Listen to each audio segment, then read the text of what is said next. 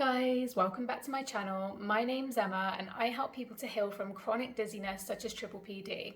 If you're new here, don't forget to hit the subscribe button if you want to see more videos that can help you to heal from dizziness. And if you like the video, please like it because it will help it to reach more people. So in this video today, I want to share with you the 4 main treatment methods for people that have PPPD. And this is what the research says. I will also add one more to the end because in my view, there is something else that really did help me and that I've shared with other people and has really helped other people to overcome PPPD as well. But I'm going to share with you at first what the research says, what our medical professionals are saying that we need to do in order to overcome PPPD. So if you want to know what PPPD is, I will link some helpful videos at the end of this video elsewhere on my channel where I can give you more information about what it actually is. But essentially, it is somebody that's been experiencing non-spinning dizziness for 3 months or longer for 50% of the time or more. And what our doctors would be looking for is a triggering incident. So whether that was caused by another vestibular condition such as vestibular migraine, BPPV, vestibular neuritis, it could have been an intense period of stress or anxiety, but essentially once that true vertigo, that true dizziness episode has passed, you get left with a lingering dizziness or a not quite right feeling. So like I said, I will give you a link to some other videos that can be helpful if you want to know a bit more about what PPPD is. But this video today is essentially sharing with you how you can actually get yourself better and what the main treatment methods are.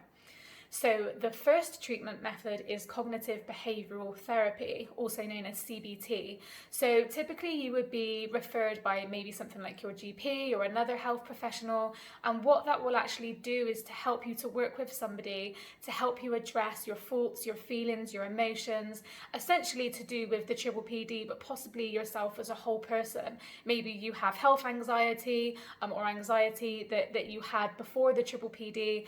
And essentially what it will do is to help you to understand possibly some unhelpful thinking patterns, maybe that you feel quite negatively about your condition.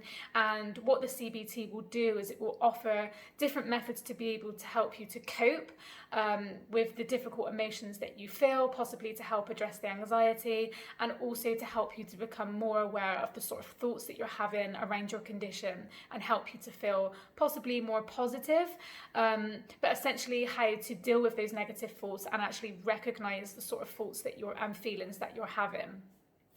So CBT is typically most beneficial if it's used within the first 6 months of having PPPD. So early intervention is key, but that doesn't mean to say that if you've had CBT after 6 months that it won't be effective. Lots of people do actually report good benefits with CBT, especially with addressing the anxiety side of things. The only downside is that usually you'll be working with somebody that doesn't know anything about PPPD, so the information they're giving you will not be specifically tailored to your condition. But needless to say, lots of people do report benefits with it. So if it's something that you've not tried, then it could be worth going back to your doctors and asking for a referral. So the second treatment method for people that have PPPD is medication in the form of SSRIs or SNRIs. Now, I'm not going to give you any sort of medical advice. I'm not qualified for one, and I don't know you either. So it is a very unique choice to take medication. It's not something that I would say yes, do it, or no, don't do it.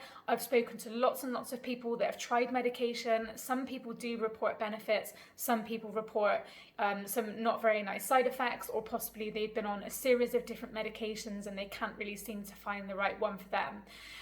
So all I would say is that if you do decide to take medication, and there's absolutely no shame if you do decide to do that, but it's not supposed to be a forever thing. So hopefully it's just a short-term way to help give you a little bit of support if you're feeling particularly overwhelmed or anxious, or that you really have no control over where you are.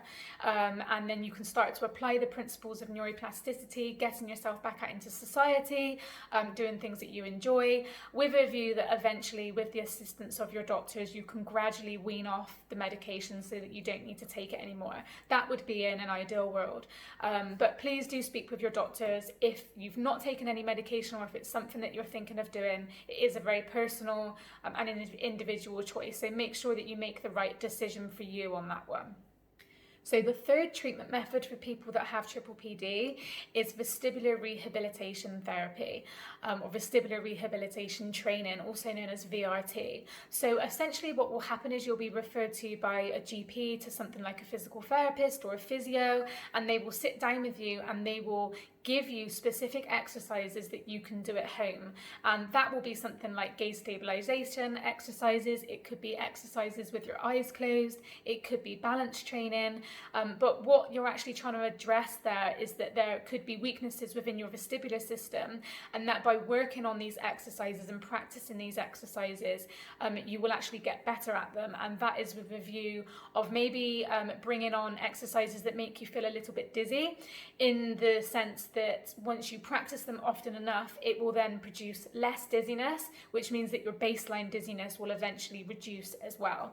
So vestibular rehabilitation has been proven to be very effective. It's most effective if you're lucky enough to be working with a very good physio that can actually tailor the exercises to work on the specific aspects of the vestibular rehabilitation that you need. So not all exercises will work for everybody. There will be specific exercises that will work better for you.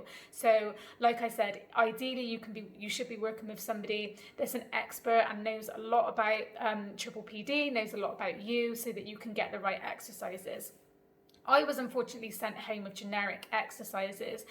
You can go online, you can Google them. I was sent home with the Cawthorne and Cooksey exercises, and essentially I don't feel that they worked particularly well for me. Some people may report benefits with generic exercises, but for me, all it did was just create a belief that they weren't going to work for me, because I felt like nobody had actually taken the time to sit down and discuss with me what specific things were making me dizzy.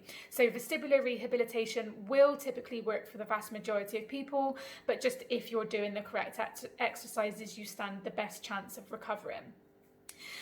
So that leads me on to my fourth treatment method for triple PD, and it kind of falls under the vestibular rehabilitation umbrella, and that is habituation and exposure therapy. So it's similar to vestibular rehabilitation, except it's putting you in the specific environments that trigger your dizziness symptoms. So it could be a supermarket, it could be a shopping centre, it could be a cafe, it could be walking outdoors, running outdoors.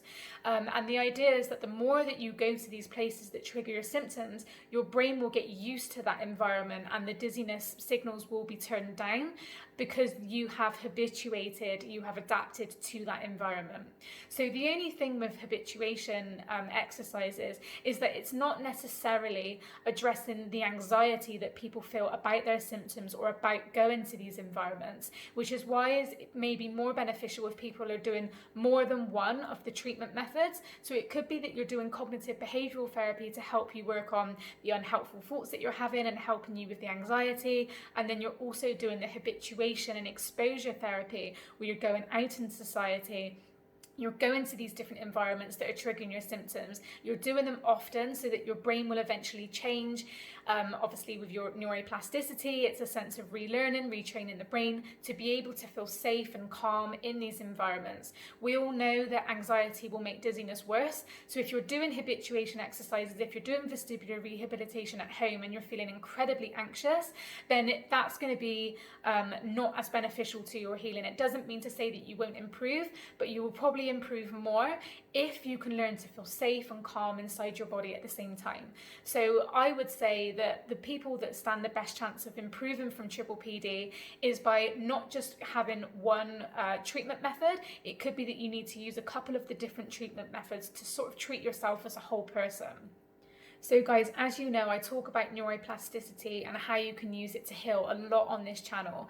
And neuroplasticity is actually incorporated to a lot of the treatments for triple PD that I've discussed today. So vestibular rehabilitation, for example, you're practicing exercises, you're doing particular movements that make you dizzy, so eventually you can get better at it. So that is neuroplasticity, that is practicing something, that is retraining the brain to help you become better at doing something.